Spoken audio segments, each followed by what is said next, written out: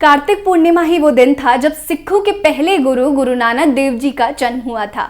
इस दिन को गुरु नानक जयंती कहा जाता है। सिख धर्म के लोगों के लिए गुरु नानक जयंती सबसे बड़ा त्योहार माना जाता है।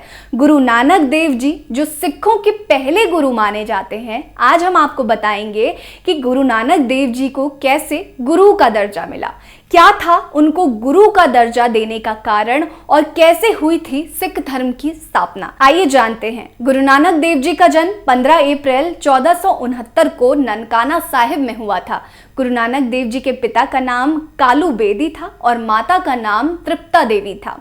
उनकी बहन का नाम नानकी था। जब गुरु नानक देव जी बड़े हुए तो उनके पिता ने उन्हें गायों को संभालने की जिम्मेदारी सौंप दी, लेकिन नानक जी को इस काम में कोई भी इंटरेस्ट नहीं था, यानी कि कोई भी दिलचस्पी नहीं थी। वे गायों को छोड़ ध्यान में लीन हो जाया करते थे। तभी गायें दूसरों के खेतों में जाकर उनकी फसलें खराब कर देती थी। इसी वजह से गुरु नानक देव जी के पिता उन पर बिगड़ जाते थे। हालांकि गांव के लोगों ने गुरु नानक जी को ऑब्जर्व करना शुरू कर दिया और उनके साथ चमत्कारिक चीजें होती देखी, जिसके बाद से उन्हें संत समझने लगे। गुरु नानक देव जी को ध्यान में लीन देखते हुए उनके पड़ोसी ने गुरु नानक देव जी के पिता को उन्हें कल्चरल स्टडीज करवाने की सलाह दी, क्योंकि उन्हें धार्मिक चीजों से काफी ज्यादा लगाव था। जिसके बाद 1487 में गुरु नानक जी की शादी माता सुलखनी से हो गई। शादी के बाद उनके 2 बेटे हुए, एक का नाम श्रीचंद और दूसरे का नाम लक्ष्मीचंद था।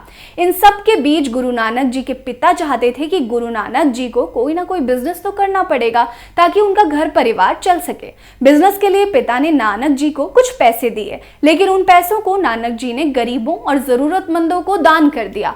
घर लौटने पर उनके पिता ने पैसों के बारे में पूछा तो नानक जी ने उन्हें सब बताया, जिस पर उनके पिता बिगड़ गए। इसके जवाब में गुरु नानक जी ने कहा, अच्छा काम करने का फल हमेशा अच्छा ही होता है। गुरु जी की ये बातें सुनकर उनके पिता उनसे तंग आ चुके थे। पिता ने सोचा कि नानक को कामकाज तो करना ही पड़ेगा। इसी के लिए नानक जी के पिता ने उन्हें उनकी बहन नानकी के घर काम करने के लिए भेज दिया। वहां जाकर नानक जी ने काम भी शुरू किया। इस दौरान नानक जी की मुलाकात एक ऐसे शख्स से हुई जो कुछ ही समय में उनके बहुत करीब हो गया। वो शख्स थे कवि मर्दाना। इसके बाद नानक जी हर दिन काम पर जाने से पहले कवि से मिलते थे और उनके साथ मिलकर ध्यान करते थे। फिर एक दिन नानक जी कवि के साथ नदी किनारे ध्यान लगाने और नहाने गए। नानक जी नदी के पानी में उतरे और फिर गायब ही हो गए। तकरीबन 3 दिन तक गायब रहने के बाद ना कोई हिंदू ना कोई मुसलमान कहते हुए नानक देव जी बाहर आए। उनकी ऐसी बातें सुनकर गुरु नानक देव जी को लोग संत मानने लगे। यही वो समय था जब लोगों ने उन्हें गुरु कहना शुरू कर दिया था और तभी से उन्हें गुरु नानक कहा जाने लगा। इस पूरी घटना के बाद नानक जी खुद को पूरी तरह से ध्यान करने में विलीन करने लगे। खुद को ध्यान में समर्पण करने के लिए उन्होंने अपना काम काज तक छोड़ दिया और घर परिवार भी छोड़ना शुरू कर दिया। अपना सामान जितना भी था वो गरीबों को बांट दिया। इसके बाद उन्होंने अपने परिवार के लिए हर जरूरत की चीजों का इंतजाम किया।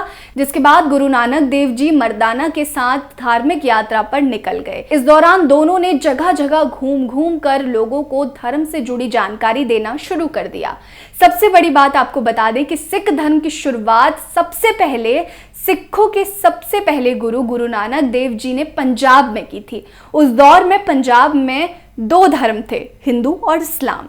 तब गुरु नानक देव जी ने लोगों को सिख धर्म की जानकारी देना शुरू किया, जो इस्लाम और हिंदू धर्म से बेहद ही अलग था। वहीं गुरु नानक देव जी के बाद आए 9 गुरुओं ने इस चीज को आगे बढ़ाया और गुरु नानक देव जी के बाद से ही सिख धर्म का प्रचलन आगे बढ़ना शुरू हो गया। 9 गुरुओं ने भी अपना कर्तव्य उसी तरह निभाया जिस तरह गुरु नानक देव जी ने निभाया। आज हमने आपको बताया कि कैसे सिख धर्म की स्थापना की गई, कैसे सिखों के पहले गुरु गुरु नानक देव जी को गुरु का दर्जा दिया गया, वो कौन सी कहानी थी। आपको ये वीडियो कैसी लगी हमें कमेंट सेक्शन में कमेंट करके जरूर बताइएगा। बने रहिए हमारे साथ। नमस्कार।